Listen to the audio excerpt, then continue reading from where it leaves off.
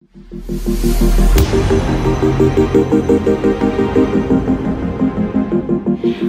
rainbows, welcome back to my channel. So I am filming a fair few of my postpartum vlogs today and updates with Hazel.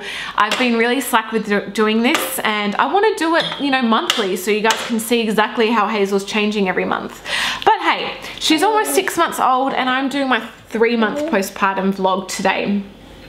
I just filmed the 5-month one and hopefully I have time to do the 4-month one, so the next few ones I'm probably wearing the same thing. But hey, we'll start off with Hazel's little goodies and changes. At 3 months she was sitting up supported, so just as she is now, she had really awesome neck control and she could just sit up completely on her own, like obviously with our hands supporting her, but her neck support, everything, and she just happily sit up like that, which was awesome. It felt so good that she wasn't as kind of fragile or breakable in a way now that she had really good neck support.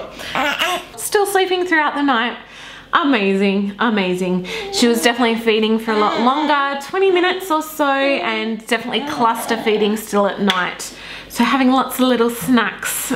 Good routine. She was having a sleep around 11 and 4 p.m.-ish, and then having a really good nighttime sleep.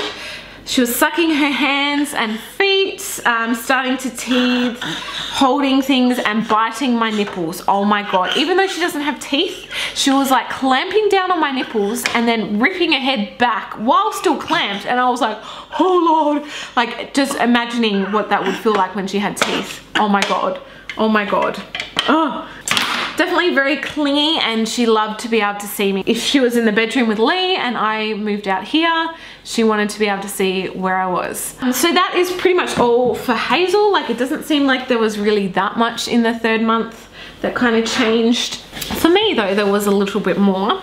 I started doing a lot more walking, going to the park. I felt a lot stronger and able to do kind of longer walks and things like that. I was still getting a really sore back, so I was trying to just do low impact stuff as much as I could. My period returned. Yay. So in my last vlog, you know how I said I was getting a little bit of kind of colored discharge and I was like, oh my god, I hope this is not my period. It was my period. So pretty much I bled for about 6 weeks after she was born, and then about 4 or 5 weeks after I got my period. And I was like, oh my god, what? I am exclusively breastfeeding and I got my period.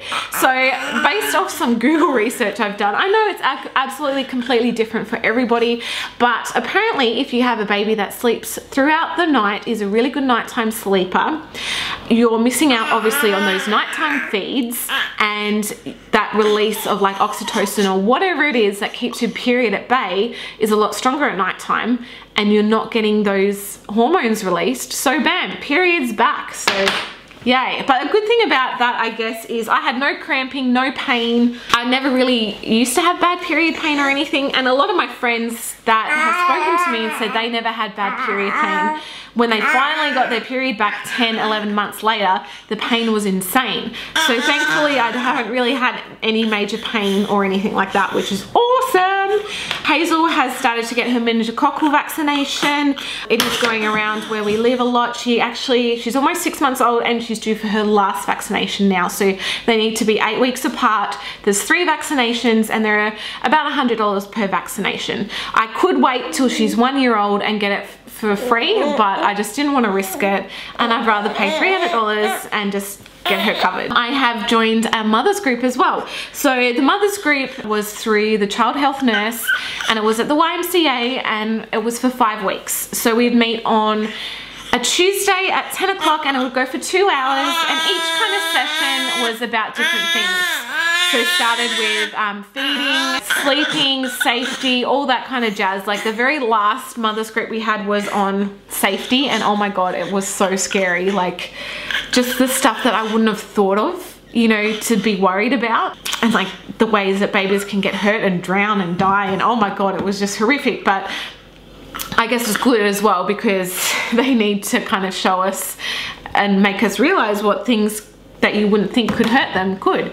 So for one thing, for instance, they said when they start walking, they can obviously climb. And if you've got dishes in the sink soaking, so they could climb up onto the bench top and drown in the dishes soaking on the bench. And I was like, oh my God, I didn't even think of that. And like the dog water bowl, and they were saying if you own your own house, like the water temperature, if it's set at 60 degrees, that can give your child 3rd degree burns in 1 second. Whereas if you set it at 50 degrees, which is the standard for rental properties, it takes 10 seconds to do a 3rd degree burn. And I was like, oh my God.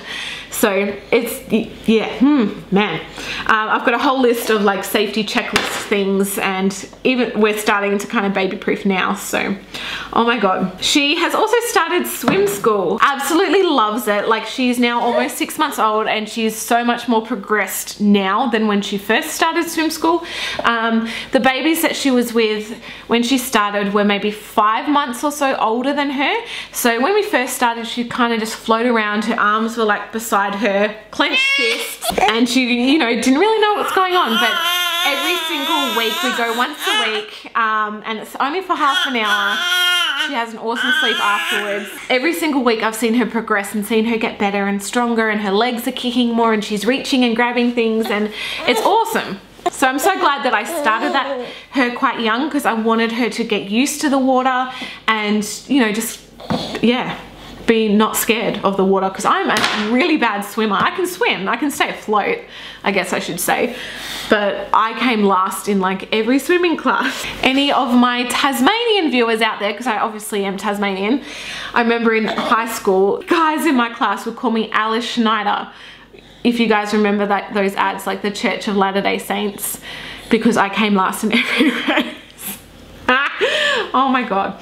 Anyway, what else is she doing? At this stage as well, Lee actually surprised me and booked me in to get my hair done. I think this was for Valentine's Day, I can't remember. Booked me in to get my hair done. So I was away from her for the longest period of time. I was away for 6 hours, and Lee had her the entire time. She did really well. My boobs were like rocks by the end of it because I hadn't fed her all day.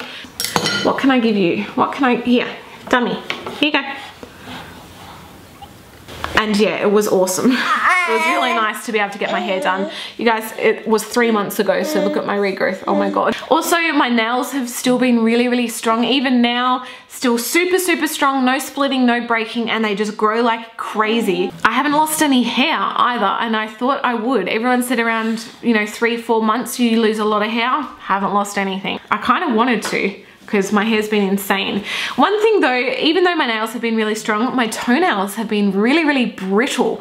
Strong but brittle. And every time I'd stub my toe, I'd end up like chipping a nail, always my big nails, always in the corners. So I actually ended up with ingrown toenails on both of my toes.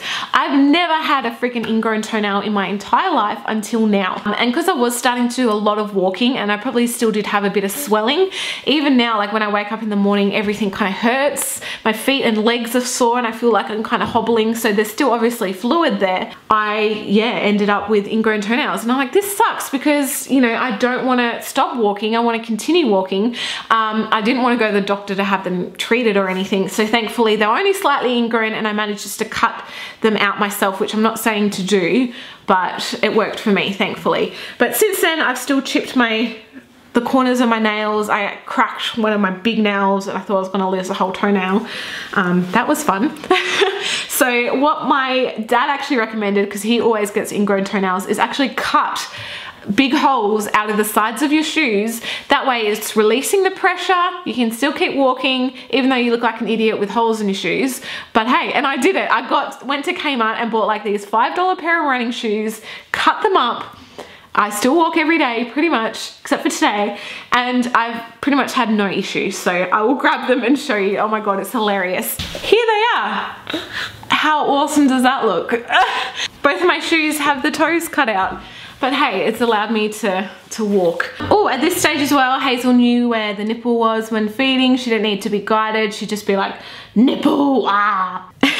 And as well, she'd constantly kind of get off the nipple. Like she'd be drinking, hear a noise or be distracted, and she'd get off and look around. But then my milk was still going, and it would be like a fountain just squirting her in the face, and she'd be like, ah, ah, and then it would be like dripping all down me, getting me saturated all over my pillow. It was just epic. So started having a towel on hand like every time I fed her. She would definitely sleep a lot better at night with sound on as well. And yeah, that is pretty much all of my notes for 3 months old. Thank you guys for watching. If you liked the video, and I'll see you guys all in my next one. Bye.